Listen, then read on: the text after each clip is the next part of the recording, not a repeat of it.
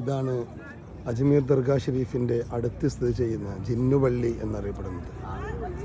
1192 മുഹമ്മദ് ഗോറിയാണ് ഇത് സ്ഥാപിച്ചത് എന്ന് പറയപ്പെടുന്നു. ചരിത്രം പഠിച്ചവർക്കറിയാം, ഇന്ത്യയിലെ പൃഥ്വിരാജ് ചൗഹാനുമായി നടന്ന യുദ്ധത്തിൽ 1192 അദ്ദേഹത്തെ കീഴ്പ്പെടുത്തുകയും ഇന്ത്യയുടെ ഭരണം മുഹമ്മദ് ഗോറി കൈക്കലാക്കുകയും ചെയ്ത ചരിത്രം നമുക്കെല്ലാവരും പരിചിതമാണ്. അങ്ങനെയാണ് ഗോറി വംശത്തിൻ്റെ ആധിപത്യം ഇന്ത്യയിൽ കടന്നു വരുന്നത്. എന്തായാലും ഇതൊരു കിഡു പള്ളിയാട്ടോ. ഈ സൈഡിൽ കാണുന്നതൊക്കെ ഇതൊക്കെ വിശുദ്ധ ഖുർആനിൻ്റെ എഴുത്തുകളാണ്. ഖുർആനാണ് ഇതൊക്കെ എഴുതിയിട്ടുള്ളത്. എന്തായാലും സൂപ്പർ.